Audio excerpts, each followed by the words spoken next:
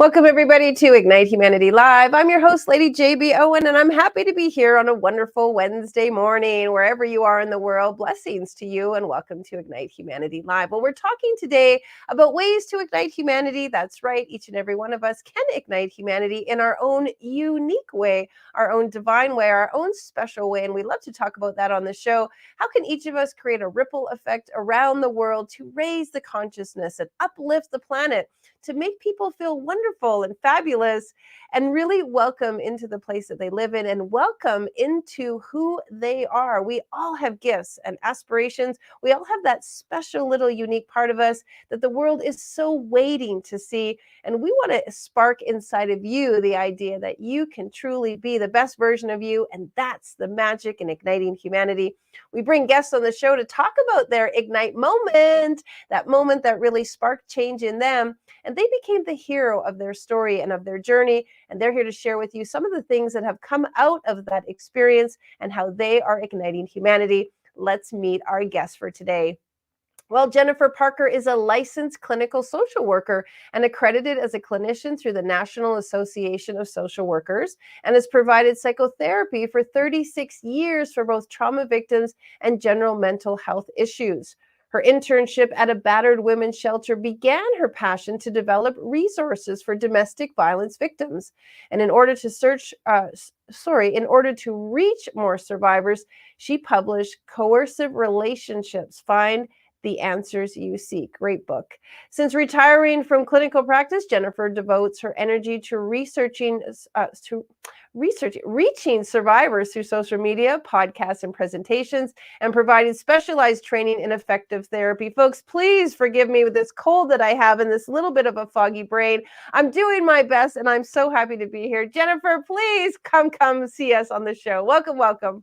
Hello, I'm so happy to be here. And I just love the idea of igniting humanity. Oh, thanks for saying that. Me too. I wake up every day, throw back the covers, and feel like today I get to ignite humanity in another way and meet a great individual on the planet who's doing the same. Tell the folks where you're coming to us from. Madison, Wisconsin, in the U.S. I love that. I love that. And what would you say is your most passionate way to ignite humanity? Well, my most passionate way to ignite humanity has been through my work as a therapist. I always felt like as a therapist, I was really doing kind of spiritual work, connecting people, helping people to connect and to get past whatever traumas or depression, anxiety, and whatever was bothering them. And so empowering people is the way that I've wanted to do that. And eventually, that's why I wrote my book, because I wanted to be able to reach more people with that. I love that word, empowerment. That's like my favorite word too. We are the leaders of empowerment publishing, Ignite Publishing. We only publish empowerment books. I think there's a real energy behind the word empowerment. For a long time, we were really grokked into self-help. And for me, that meant people needed help because they were helpless and they couldn't do it by themselves. I feel like empowerment is so enriching to enable people to realize that it's an inside job. The work comes from within. I'm sure you as a therapist can agree. Can you talk a little bit about how that empowerment is really a self-regulated job? It really is. And part of what I saw, the reason I got involved in this work was that I was going through my own crisis, going through a divorce. I had been married for 11 years. I had 2 young children. I came from a pretty patriarchal kind of family. I'm older, so that was pretty normal, but unfortunately it still happens.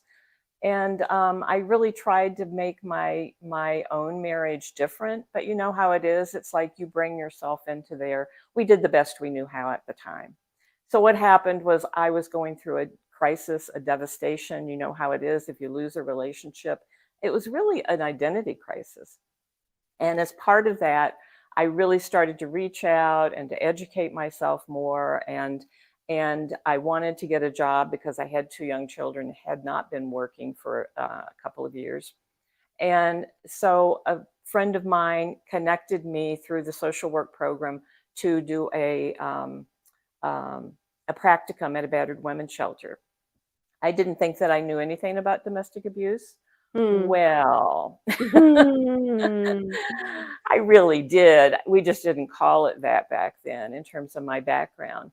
And so that really ignite is a good word. It really awakened me to things how things in my life had been going and what was behind that and so forth. And what I recognized is that their lives, there were some common themes that I had with them. And so that, as I was empowering myself, I began to read things, feminist reading. Riane Eisler is a wonderful author who really talks about why is there so much violence in our world. And so as I really got into that, I dedicated myself to wanting to empower other people. And that's why Mhm. I became a therapist. And you're right, empower is a great word because it's not, it's like we need to start with where people are. We can't have an agenda for them of Right. helping, which sometimes happens. But it's like we need to be with them as well as help them to move forward in whatever way they want to in their lives. So that Mm. was really my ignite moment that got me going. And the book, what I'm doing now is all about still wanting to empower people. So not a coincidence, right? Would you agree? It wasn't a coincidence that that was your practicum. Are you in favor of the Right. fact that the universe orchestrated you to be in there at that moment to learn those lessons? Absolutely. It was all in divine order. That's how I see it. Yes, And definitely. it's true. I mean, I think you use the word crisis, and I've been in the same situation where things just are not working out. But it's always for me the beginnings, the precipice, the diving off of the cliff into the next best thing. That crisis can often be the catalyst to what great is coming. Can you share a little Exactly. bit about that? I'm sure many people come to you in crisis, and how often is crisis just the beginnings of greatness? It's an opportunity. That's how I saw it. It's like, it's not what happens to you, but what you do with what happens to you. And Amen. I had that experience, my lived experience through my crisis. And yes, one of the things I loved was seeing how people would blossom, where how things would, coming out of that really real crisis in their lives, how becoming empowered and figuring out what's the best path for me really helped them to blossom. And I think that many times they could say, we wouldn't say, oh, I wanted, if I had it to do over again, I really want this to happen to me. But it's like they made it work for them. Mm. And that's what I really like to help people to see is that um, it's something called post traumatic growth, Oh, great that we word. I really love do that. grow. Yeah, we Right? really do grow through crises. Yeah.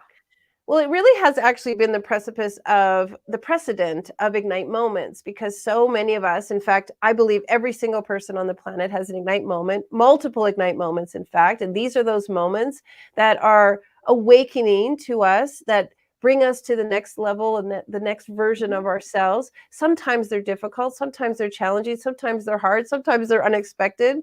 And it's these Mhm. Ignite moments when we rise to the occasion, when we pick ourselves back up, when we use that resilience muscle. Talk a little bit about that because when people feel like I just can't pick myself up again, there's this real resilience muscle that, of course, yes, you can. And as you empower yourself, that rises you up.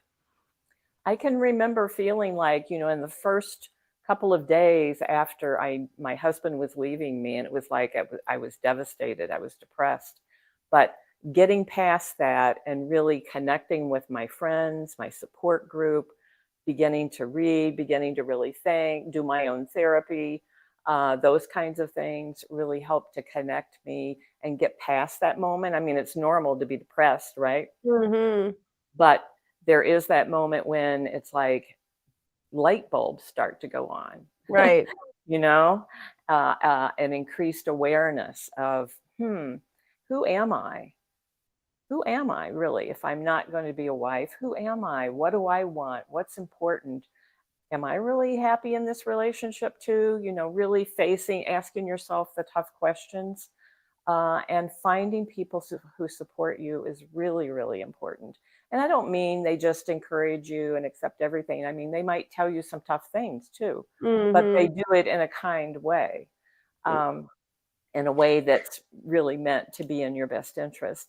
And yeah, I There's think some that real story is really important. Telling our Mhm. story, knowing our story, not having it be what somebody else says about us, but what we believe about us. We are kindred spirits in that because I love when people share their story in a way that empowers them, in a way that they've learned those lessons from that process and they're using those lessons to benefit them and to move forward. You obviously have an Ignite moment. Would you like to share with us a little bit of an Ignite moment in your life? Um, well, I thought I did, but my Ignite moment was during that crisis. So what was I your will obviously also you did. You're say, correct. You did. Thank you. yeah, but I will also add just another little story. Before that Ignite moment, when I was in my marriage, one day I was sitting in church, and there was a woman minister up there. The primary minister wasn't a woman, but sometimes the woman would speak. And this light was coming in through the windows. And I should say that I was a very shy person, that I was valedictorian in my class, but I refused to give a speech because I just couldn't do it. Okay. So that's the Mm. background. And it gives you some idea of how much I've changed. But anyway, so the light was coming in, and suddenly this voice in my head said, "Someday you're going to be doing this." And it was just like, what? And I talked with my husband about it. It's like, does that mean I'm going to be a minister? Well, fast forward, when I was a therapist, I thought, that's what that was about. It wasn't Yeah. that I was going to be a minister, but that I was going to be ministering to Mm. people. So I love that. And That so, is quite an Ignite moment. It's beautiful yeah. because you sometimes we get those messages, right? And talk a little bit about listening to them and dialing into your intuition and being open to the discovery of what's unfolding in front of you before, after, and during a crisis. Very important to have those moments, to have that quiet time, or those things that really help to ground you and inspire you. So it might be, certainly for me, it's meditation and prayer, Mhm. but also reading poetry. I just read some poetry this morning to kind of ground myself before the show. Music for some people is very, very important. Walking in nature, whatever it is, it's important to give yourself those things. And I just want to acknowledge that if you are going through a crisis of some kind, or particularly if you're in an abusive relationship, that's hard to come by that time. It's Mhm. really, really hard. So I just want to acknowledge that. And when I was working with people, I would say, even a minute or two before you go in the grocery store, if that's all you can get to yourself, to just kind of breathe, you know. Mhm. So I just want to acknowledge that's easier said than done, but it's very, very important in terms of really getting in touch with your authentic self, really listening to that still voice inside of yourself. I would say, divine spirit, whatever you want to call it, doesn't have to be religious, but if you I are, think then that like crises are often really wonderful points of discovery and uncovering and adventure and investigating. I know when I was going through and I'm coming out of my crisis, and I also was in an abusive relationship for a very short period of time. It took a long time to Mhm. reestablish, reconnect, but what I did do was I got really curious about a whole bunch of things that I knew nothing about. I was like, okay, I'm going to just start learning. I'm going to start asking questions. I'm going to start trying new things. I'm going to try to meet new people. I'm just going to go Mhm. and and you said like, who am I? What am I about? What is my identity? Mhm. And instead of falling into the quagmire of it, I got interested in being like, okay, let's try this. Let's see what this is. Let's look at that. Let's meet this people. Let's see if I like that. And got Mhm. really curious about finding new things because again, going back to nothing is a coincidence, in the search ye shall find. As you search, you will find, and you need to be willing to search. The right things will come to you. Exactly. If you Absolutely. stay at home and sit on the couch, nothing's going to happen. Well, maybe Right. you could be watching Ignite Humanity and something will Yes, happen. yes, yes. Yes, exactly. But I mean, you probably share this with a lot of your clients, that one little step leads to the other step. It's not leaps and bounds, it's these little micro movements that makes big impact. That's right. One step at a time. And giving yourself credit for that, because sometimes people become discouraged and they think, oh, I can't do it, but they don't recognize those little steps. Like watching this show, for instance, could be a step. Um, Deciding, smiling, giving a smile to somebody, giving encouragement to someone could be a step because it kind of takes you out of yourself. Being a great parent, you know, giving your children, nurturing, that kind of thing. And, you know, in our culture, we don't value nurturing enough. Have you ever It's noticed true. the It is so nurturing, the true. Come nurturing on, you can do profession? it. Get up, brush yourself off. Don't cry. It's all fine. You're fine. You're not, nothing's wrong. That's true, but also we pay them less, generally speaking. Wow. We pay them less. Think about teachers. Think about you know, daycare providers and all of that. And it's such an important job. It's It's true. like you don't have to be writing a book. You don't have to be putting on a show to make a difference in the world. And we just do that one step at a time. It's a really great point, and we talk about this on every show. One person can make a massive ripple effect because one person can touch another person, and if that person, I mean, just think about it. When you smile to somebody and then they smile, like you're going through Mhm. the door and you open the door for somebody, and then the next person opens the door for you, and then they open the door for you, and it just creates this ripple effect. Can you That's imagine right. doing that with goodness, with love, with care, with forgiveness, with compassion, with understanding, with empathy? I think one of the things we've lost the most in humanity is really just realizing that we're all just human, we're all just figuring it out, we're all just making mistakes, and it's still okay. We've been so hard on people when they're just kind of figuring out what life is all about instead of more laughing or okay, I messed up that, or okay, I'm learning, I'm still figuring it out. If we just had more laughter, more fun, more it's okay because we didn't come here with a plan on how everything is supposed to unfold. And I think the universe is really, really doing magical things to bring us towards our challenges and our crises so that we can do what we do. Your crisis brought you to you doing this. This is powerful work for humanity. Same for me, same for every guest on the show. If there's someone watching right now who's maybe sitting in some of their own quagmire, do you have some words of inspiration for them? I do. It's important to keep reminding yourself and to surround yourself with people who will remind you that you do make a difference. Hmm. And to think of it in terms of one day at a time. And sometimes I've noticed in my work that when people are doing things to take care of themselves, the self care stuff, the things that we talked about that really help you be in touch with your genuine self, they start to worry that they're selfish or that they're Right. self-centered. They may be told that even, especially if they're in an abusive relationship, and that is not the truth. You know, if you're Christian, you know that Jesus said, "Love your neighbor as yourself," and frequently we forget the "as yourself." You're supposed to love yourself. You're supposed to Exactly. take care of yourself, and so to remember that taking care of yourself doesn't mean that you're going to be self centered. That as long as you're grounded in love and respect, communicating respectfully, even if you have a difference, that kind of thing, that's not selfish. That's not Mm. selfish. It's not self centered, and you're going to make a contribution. And I was going to say too that you know it can be so difficult not only getting past our mistakes, but also if somebody um, maybe does something that feels like it's harming us, it hurt us, or they have a difference of opinion with us or whatever, it can be so easy to like make that person bad. And so to come back and to see them as they are, they are, I call it being a divine being living a human life. Yes. And they were a baby once, and we all make mistakes and that kind of thing. And being able to really find a way to connect with that person and still, you know, maintain our own boundaries and our own opinions. That doesn't mean Mhm.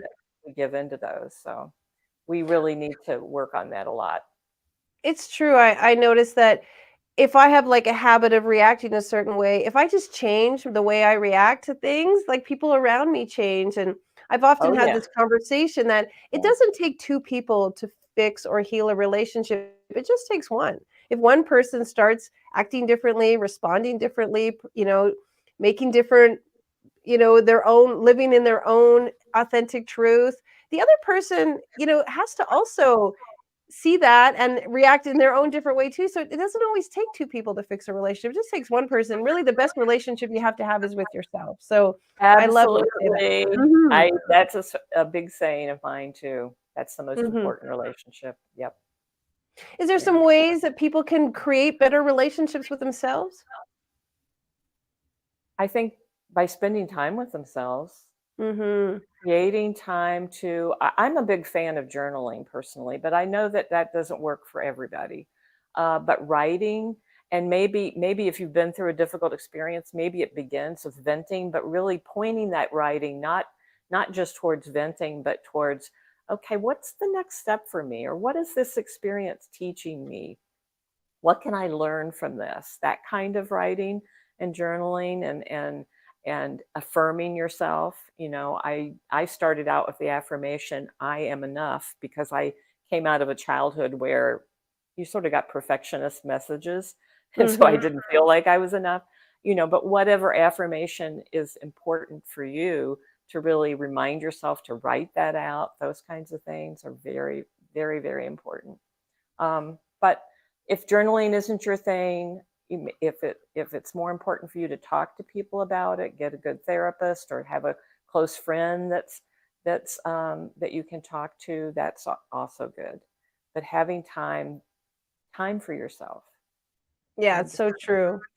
I love to practice radical self-love when I'm feeling low, and Mhm. radical self-love, folks, is like, I love this chair I'm sitting on. I love these earrings. I love the fact that I'm in a warm house, even though it's winter outside. Like, I love that I get to be with this guest. I love that Jennifer's here with me today. I love that the team is working. I love that this technology is in the world. Like, it sounds crazy when you go down that path, but the truth is, when you really start experiencing radical self-love and expressing it, you start to see all of those good things, all of the things that you're grateful for and that are actually quite good in the world. And radical self-love can like turn things around quite quickly because we often focus on the bad. Have you tried radical Mm. self-love?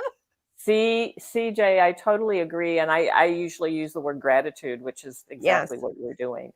Yeah. Really doing that. That and along with laughter. Have you ever heard of laughter as medicine? It's like to Yes. make yourself laugh. Maybe it's watching a show, but once you just laughing and laughing and laughing, and it really can shift your mood. I Now, totally agree. now They we're do not laugh. talking about ignore things that you need to take care of, that kind of thing, but it's like we do have a choice about how to be in the world. Yeah, I'm with you. Like, I have a thing in my life where I say I only do what makes me happy. It doesn't mean I ignore everything else. It doesn't mean that I live in the bubble. But like, I only do what makes me happy. So if something isn't making me happy, I figure out how to fix it so that it makes me happy. Or if people are imposing things upon me and I know that it doesn't make me happy, I have like a really radical self-love conversation and say, like, how do we fix that? Because that doesn't make me happy. And when you Mhm. actually say, I only want to do what makes me happy, you start to maneuver your life in a way that you do the things that make you happy. And that ignites humanity because you are showing people that I do what makes me happy. You can do what makes you happy. We want to foster more happiness. And so it comes right back to like, humanity is really a mirror. We are all a mirror to one another, and it is our responsibility to rise up and be the best mirror we can be to others so that humanity has a better chance at truly being amazing. I agree. I agree. And sometimes that Oh my, takes oh, I'm setting excited there. and sometimes that takes setting some boundaries with people, Yep, like having that yep, conversation, that kind of thing. Yeah, but it's yeah. very, very important. And you are not on, you're mirroring that out to the world. You also, if you happen to have children, you're mirroring that for them, that they can do that, so that then they're living their best lives as they get older. When we look at the way we show radical love towards our kids, great job, you did wonderful, you were amazing. And then our little Mhm. voice to ourselves is so different. Yes, yes. How So can be we show aware of that radical self-love? self-talk. Pardon? Sorry. I'm sorry, what'd you say? You go ahead. Um, be careful about your self-talk. Notice if it's negative and really try to shift that. And that takes practice, but you know what? It works. And that writing exercise of writing an affirmation 10 times, I've often given that. Write it and then listen, what's happening in your head? Are you talking to yourself negatively? Then that's one of the roadblocks. Write that down too on the opposite side of the paper, and then write it again. Oh, goodness. Well, that's interesting. That hasn't happened before. We lost her for a second. That's when we'll see if we can get her back. There she is. Am I here? Yeah, that was a neat thing. The universe. Write it down. Right. I love that. And then the positive gave off a spark. Go ahead, continue. I don't know if it said, you also write down the negative, but on the other side of the paper. Did you hear that? Yeah, keep going. Okay. And then, after doing it 10 times frequently, it's like it shifts something inside of you. Not that, it's all good from then on. You might still have to work with that affirmation, but it really does help to do it. So beautiful. I love chatting. It's so good to hear your message and what you're doing. Folks, if you want to know more about what Jennifer is up to, please check out her website. Jennifer, any last words you'd like to leave us with? Know that you make a difference. Know that everything you do, from parenting your children to teaching or whatever your job is, that you can do it in a way that makes a difference in the world. Amen. Thank you so much for being here today, making a difference in all of our lives. It's such a pleasure to have you. Blessings, and thanks for igniting humanity. Thank you for having me. All right, take care.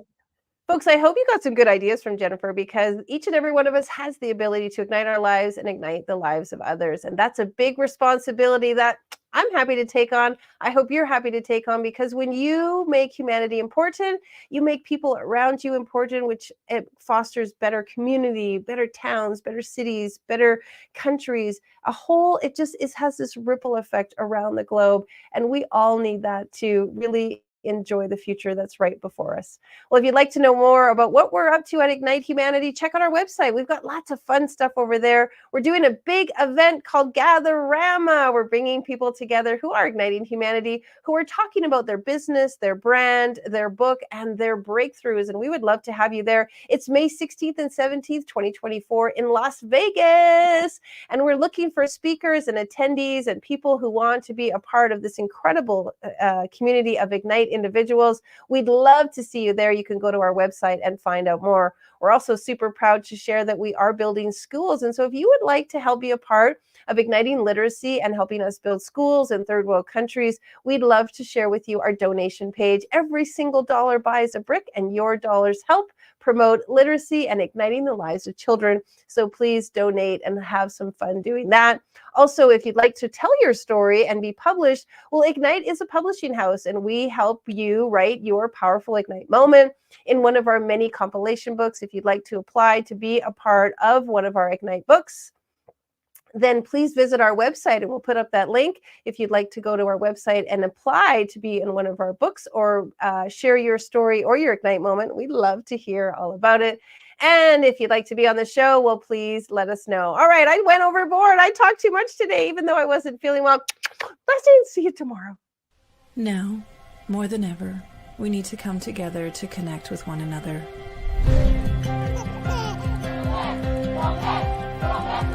We need to feel the truth in who we are and let go of everything that's happened in the past.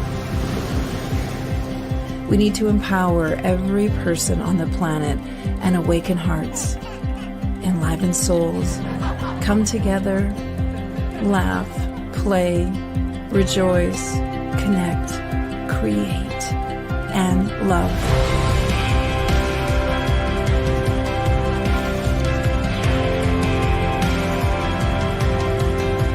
It's time to ignite humanity. We want you to be a part of something that will impact the future for everyone. We want you to tell your story, share your Ignite moment, show people who you truly are. Be a part of igniting humanity and making a difference in the world and all of our futures.